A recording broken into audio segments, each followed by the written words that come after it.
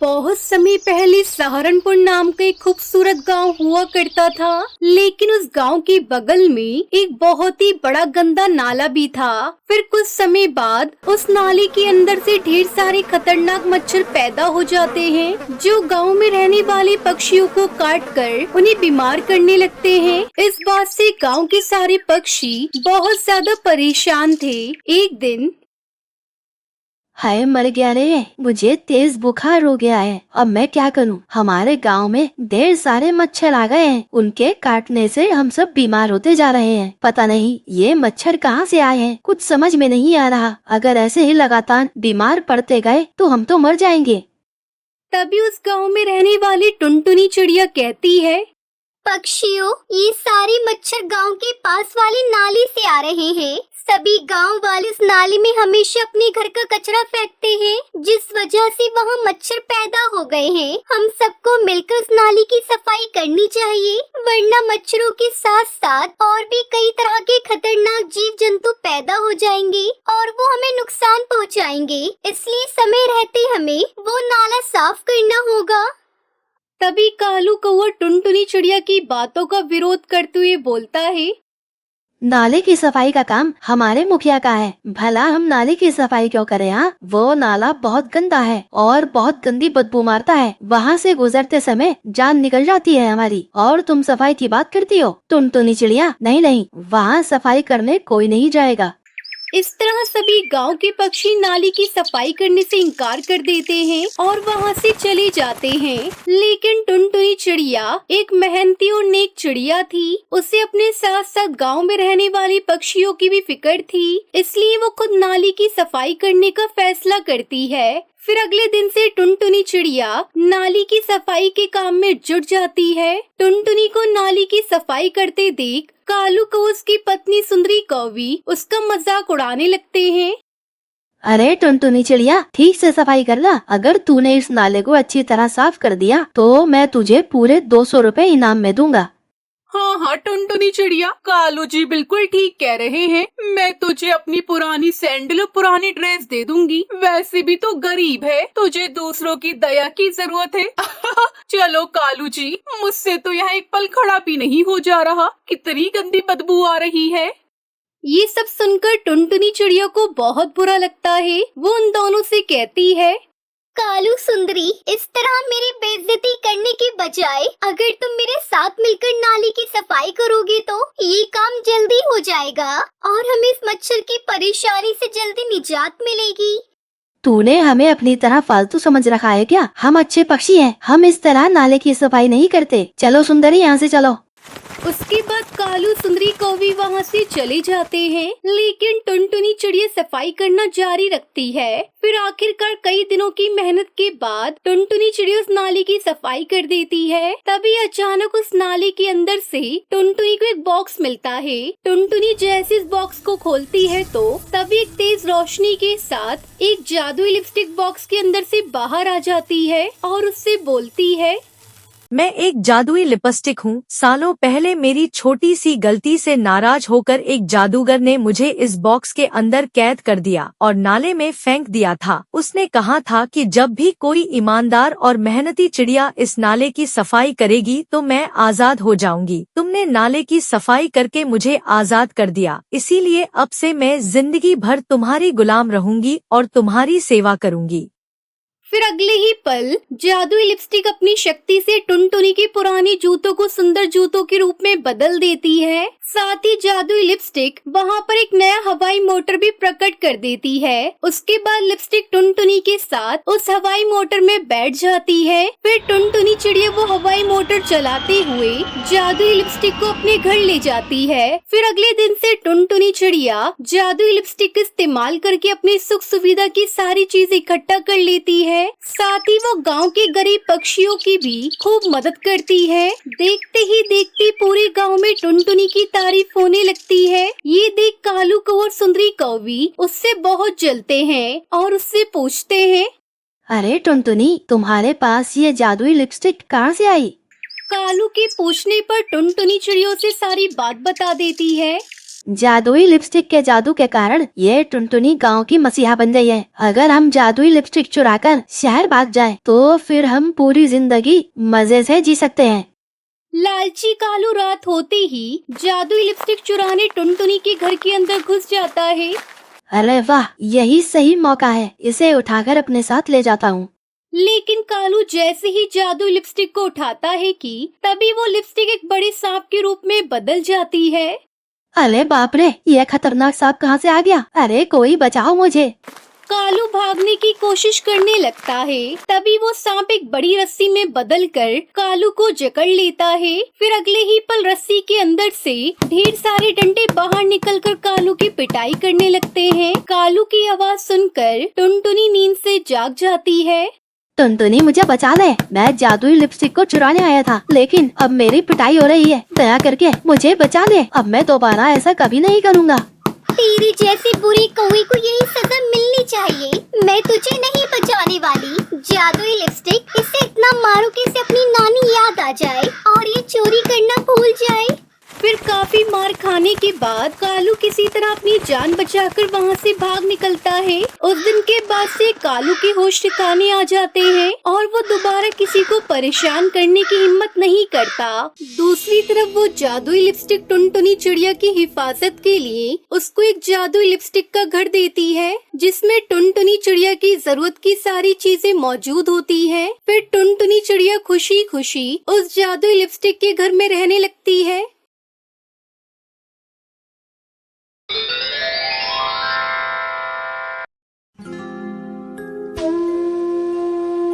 टुनटुनी एक छोटे से घोंसले में रहने वाली एक गरीब चिड़िया थी, जो लाल मिर्च के खेत में काम करती थी और कमाए हुए पैसों से खुद की और अपनी बीमार माँ टूनी की जरूरतें पूरी करती थी। माँ, मैं जा रही हूँ काम पर। ख्याल रखना अपना। शाम को लौटते समय मैं आपकी दवाइयाँ लेकर आऊंगी। ऐसा कहते हुए टुनटुनी काम पर चली जाती है। वहाँ पर टुनटुनी चिड़िया पेड़ों को पानी देती है और जो मिर्ची अच्छे से लाल हो जाती है उन्हें तोड़ के टोकरी में भरती है। तब तक आप लोग कमेंट पे बताएं 89 डिवाइडेड बाय 9 कितने होते हैं। मैडम जी, मुझे शाम को थोड़े पैसे चाहिए। माँ के लिए दवाइयाँ खरीदनी है। ठीक है टुनटुनी, शाम को घर लौटने से पहले एक बार मुझे याद करना, मैं तुम्हें पैसे दे दूंगी। उस खेत की मालकिन बबली कबूतरी एक बहुत ही अच्छी कबूतरी थी और वो हमेशा ढेर सारा मेकअप और लाल लिपस्टिक लगाकर रहती थी। टुनटुनी चिड़िया को उसके लाल लिपस्टिक को देखकर हर बार हैरानी होती थी, इसलिए वो उस बार अपनी मैडम से पूछ ही लेती है। मैडम जी, क्या मैं आपसे एक सवाल पूछ सकती हूँ? आपके होठ इतने लाल कैसे रहते हैं हमेशा? क्या आप ढेर सारे सेब खाती हो? टुनटुनी चिड़िया की बात सुनकर बबली को हंसी आ जाती है और वो मुस्कुराते हुए कहती है, मेरे होठ सेब खाने की वजह से लाल नहीं होते हैं, वो मैं लिपस्टिक लगाती हूँ इसलिए लाल होते हैं बेटा। ऐसा कहते हुए वो टुनटुनी चिड़िया को अपने बैग से लिपस्टिक निकाल कर देती है। इसे तुम रख लो बेटा और सिर्फ खास मौकों पर ही लगाना, ये बहुत महंगी होती है इसलिए कह रही हूँ। ठीक है मैडम जी। इतना कहकर टुनटुनी चिड़िया उस लिपस्टिक को अपने पास रख लेती है और काम पर लग जाती है। शाम को टुनटुनी चिड़िया दवाइयाँ लेकर घर लौटती है और अपनी माँ को वो लिपस्टिक दिखाकर खुश होने लगती है। तब टुनटुनी चिड़िया की माँ उससे कहती है, तुम्हारे नाना जी दुनिया के हर देश में घूमकर कपड़ों का व्यापार करते थे। उन्हें किसी ने ऐसे ही मजाक में कुछ बीज दिए थे और कहा था उन बीजों से लिपस्टिक की खेती कर सकते हैं, और तुम्हारे नाना जी ने वो बीज मुझे लाकर दिए थे। माँ, क्या आपने उन बीजों से खेती की थी? क्या सच में लिपस्टिक के पेड़ लगे थे माँ? नहीं बेटा, वो बीज अभी मेरे पास ही हैं। नाना जी की याद में मैंने संभाल कर रखे थे, वो उस काले डब्बे में रखे हुए हैं। माँ के सोने के बाद टुनटुनी चिड़िया उन बीजों को ले जाकर घर के पीछे बगीचे में लगा देती है और हर रोज पानी डालती है। फिर थोड़े दिन बाद लिपस्टिक के पेड़ धीरे धीरे उग रहे थे और दूसरी तरफ बबली के खेत पे हर रोज मिर्चियाँ चोरी हो रही थी। माँ, आप एक बार मेरे साथ आकर देखो। नाना जी ने या उनके व्यापारी ने कोई मजाक नहीं किया था। मैंने सच में लिपस्टिक के पेड़ उगा दिए हैं माँ। टुनटुनी चिड़िया की माँ भी वो देखकर काफी खुश होती है और टुनटुनी हर रोज एक नई लिपस्टिक लगाकर काम पर जाने लगती है। वो देखकर टुनटुनी की मैडम को उस पर शक होता है। वैसे तो मैं तुम पर बहुत भरोसा करती हूँ, लेकिन तुम हर रोज इतनी महंगी महंगी लिपस्टिक लगाकर आ रही हो, तो मुझे शक हो रहा है कि वो तुम ही हो जो मिर्ची चुरा रही हो। ऐसा नहीं है मैडम जी, मैंने आपकी मिर्चियाँ नहीं चुराई हैं। ये लिपस्टिक कहाँ से आई है, ये बात आपको समझाने की कोशिश भी करूँ तो आप यकीन नहीं करोगी, इसलिए आप मेरे साथ आओ, मैं आपको दिखाती हूँ। ऐसा कहते हुए टुनटुनी चिड़िया उस खेत की मालकिन को अपने साथ घर लेकर आती है और उन्हें लिपस्टिक के पेड़ों को दिखाती है। वो देखकर मालकिन हैरान हो जाती है और टुनटुनी पर शक करने के लिए उससे माफी मांगती है। मुझे माफ कर दो टुनटुनी, मैंने तुम पर शक किया। मिर्ची का चोर तो कोई और है, हम उसका पता लगा लेंगे। और तुम इन लिपस्टिक का व्यापार करना चाहो तो मैं तुम्हारी पूरी मदद करूँगी। आपका बहुत बहुत शुक्रिया मैडम जी, मैं व्यापार जरूर करूँगी। ऐसा कहते हुए टुनटुनी मिर्ची के खेत में काम बंद करके लिपस्टिक की फार्मिंग करते हुए लिपस्टिक का व्यापार करके अच्छे खासे पैसे कमाने लगती है और अपनी मैडम की भी बहुत मदद करती है।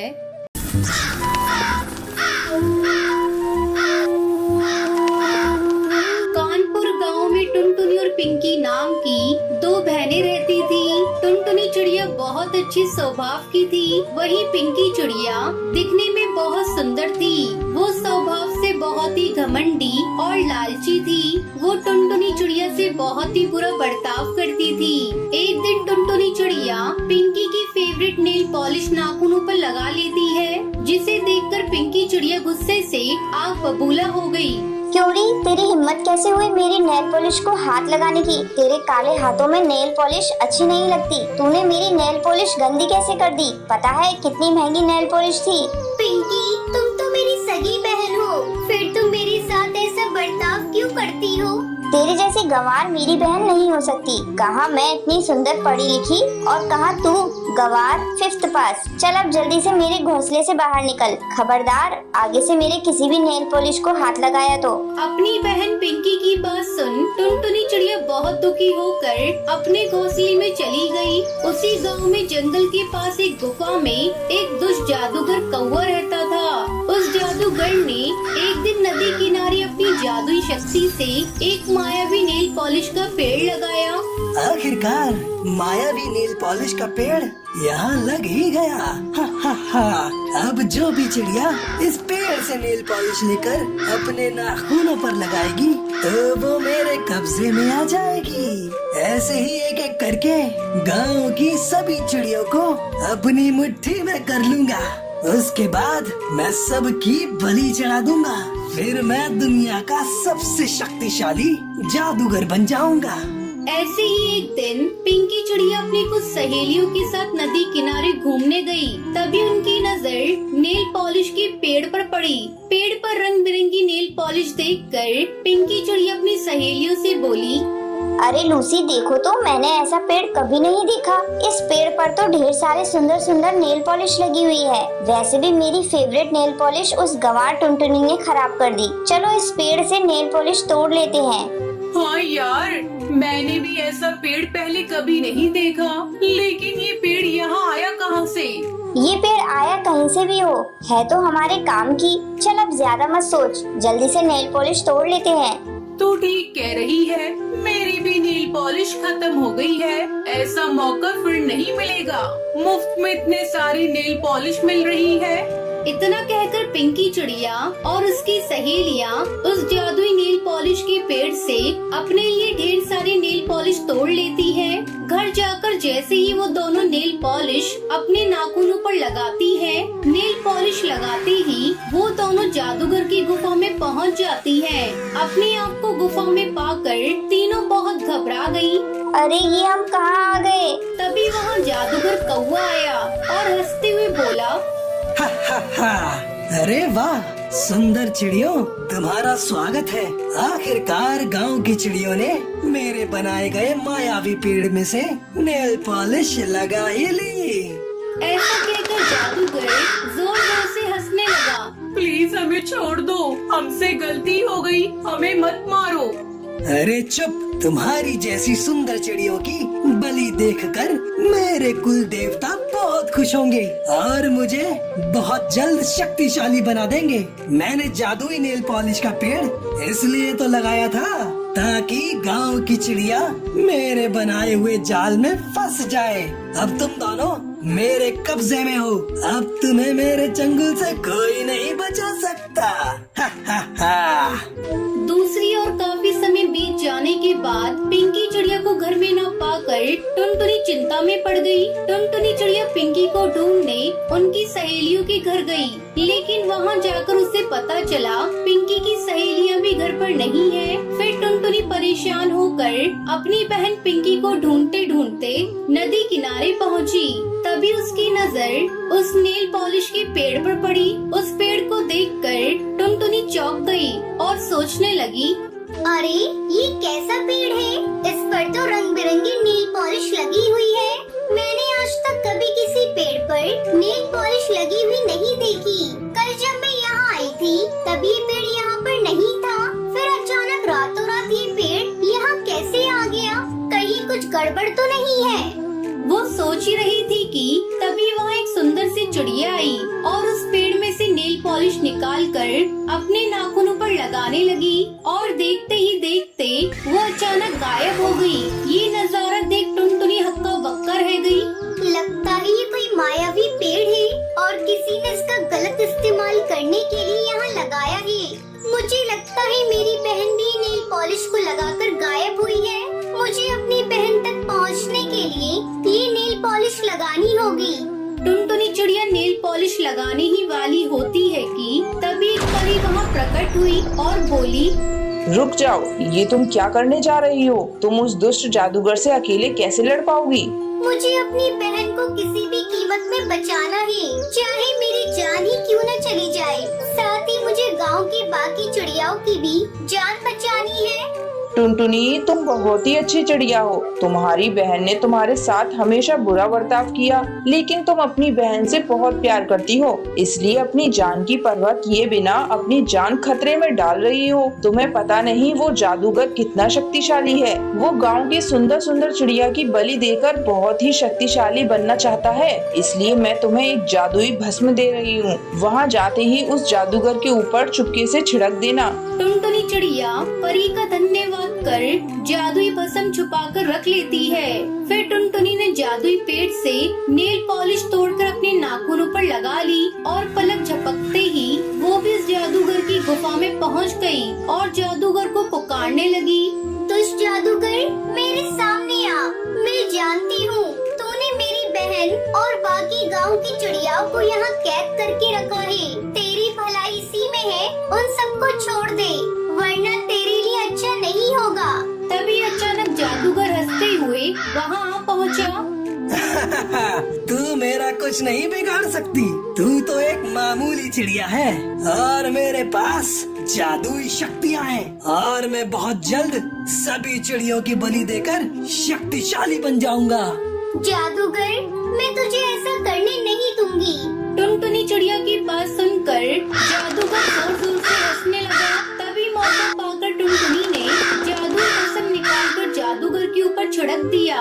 जादूगर के शरीर पर भस्म पड़ते ही जादूगर कौवे का शरीर जलने लगा। जादूगर के मरते ही सभी चिड़िया उसके चंगुल से आजाद हो गयी। फिर सभी ने टुनटुनी को धन्यवाद किया। पिंकी चिड़िया को भी अपने किए पर बहुत पछतावा हुआ और पिंकी चिड़िया टुनटुनी से माफी मांगती है। उसके बाद दोनों बहनें एक साथ खुशी खुशी रहने लगती हैं।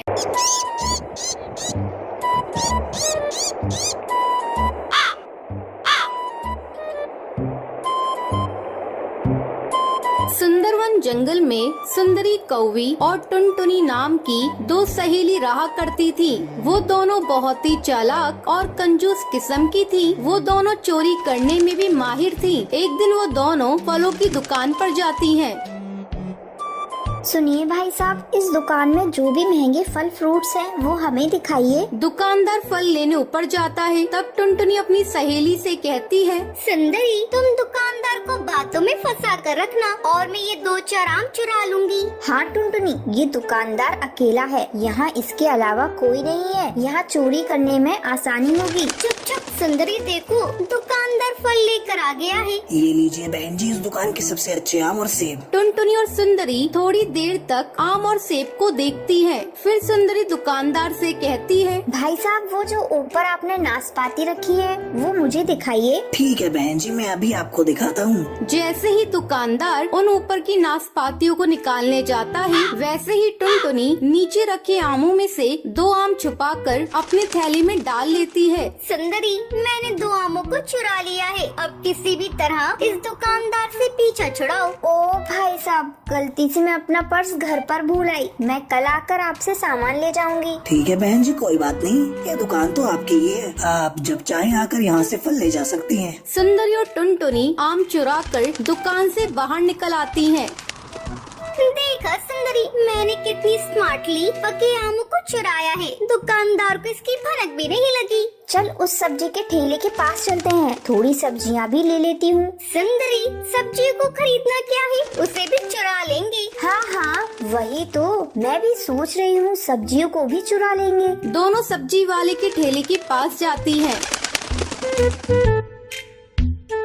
भैया, ये टमाटर कितने किलो दे रहे हो? सस्ते में ही दे रहा हूँ बहन जी, कल 80 की थी और आज 40 की दे रहा हूँ। क्या भाई साहब, टमाटर नहीं, लगता है गोल्ड की रेट बता रहे हो। बहन जी लेने हैं तो लो, मैं तो इसी भाव में बेच रहा हूँ। इधर भी सुंदरी सब्जी वाले को अपनी बातों में फंसाई हुई थी और टुनटुनी धीरे धीरे सब्जियों को चुरा रही थी। अचानक सब्जी वाले की नजर टुनटुनी पर जाती है। अरे चोरनी, तुम मेरी सब्जियों को चुरा रही थी, लगता है तुम दोनों दोस्त चोरनी हो। अरे भैया, तुम ये कैसी बातें करते हो, तुम्हें मैं चोरनी दिखती हूँ? और ये तो छोटी सी बच्ची है, अनजाने में तुम्हारी इन सब्जियों को ठेले में रख लिया, ये लो तुम्हारी सब्जी के पैसे। चोरी पकड़ी गई और इसके पैसे दे रही हो। तभी वहाँ वो दुकानदार आ जाता है।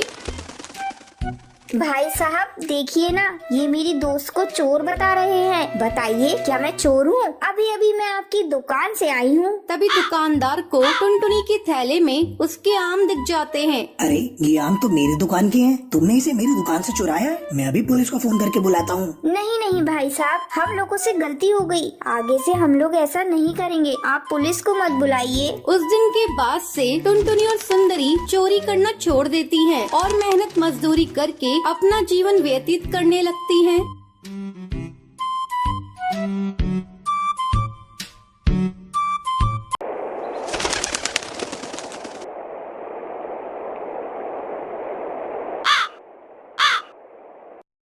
चंदनवन जंगल में टोनी और टुनटुनी नाम की सास बहू रहा करती थी। एक दिन टुनटुनी अपनी सास टोनी से कहती है, माँ जी, सब्जी लेने सब्जी मंडी चलते हैं। अरे बहू, सब्जियों के दाम तो आजकल आसमान छू रहे हैं। तो माँ जी, इससे हम लोगों को क्या मतलब, हम लोग तो बस अपना काम करेंगे और चलते बनेंगे। आप सब्जी वालों को अपनी बातों में फंसा लीजिएगा और मैं धीरे धीरे सब्जियों को चुरा कर रख लूंगी। ठीक है बहू, तू बड़ा सा थैला ले ले और चलते हैं। दोनों सास बहू सब्जी मंडी जाते हैं।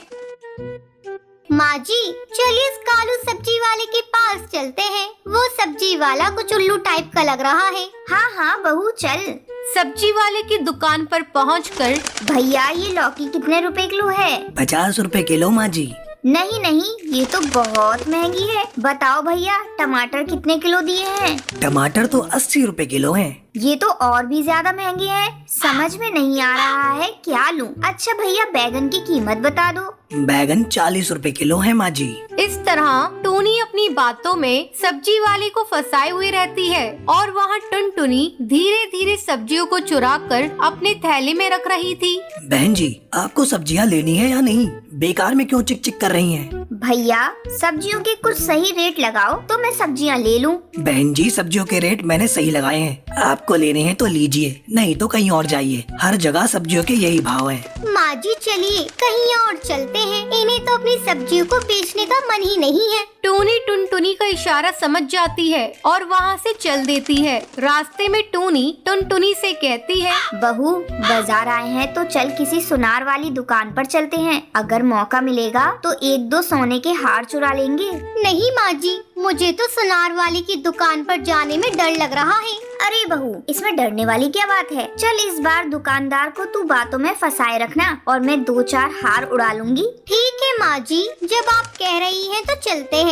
दोनों सुनार वाली की दुकान पर जाती हैं। आइए आइए बहन जी, कहिए आपको कैसी चूड़ियाँ और हार दिखाऊं? भाई साहब, आपकी दुकान में जो सबसे महंगे सोने का हार है वही दिखाइए। अभी दिखाता हूँ बहन जी। थोड़ी देर बाद, ये लीजिए बहन जी, यह मेरे दुकान के सबसे महंगे हीरे का हार है। कहिए कौन सा दे दूं?